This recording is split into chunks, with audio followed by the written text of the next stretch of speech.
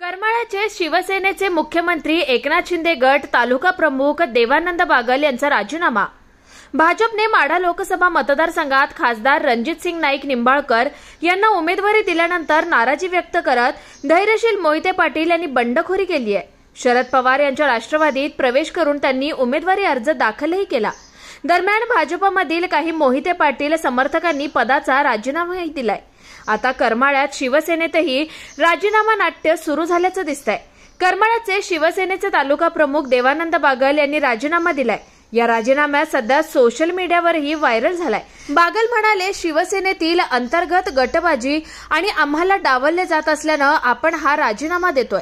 माजी आमदार नारायण पाटील यांच्या नेतृत्वाखाली आम्ही धैर्यशील मोहिते पाटील यांना विजयी करण्यासाठी या निवडणुकीत प्रयत्न करणार आहोत।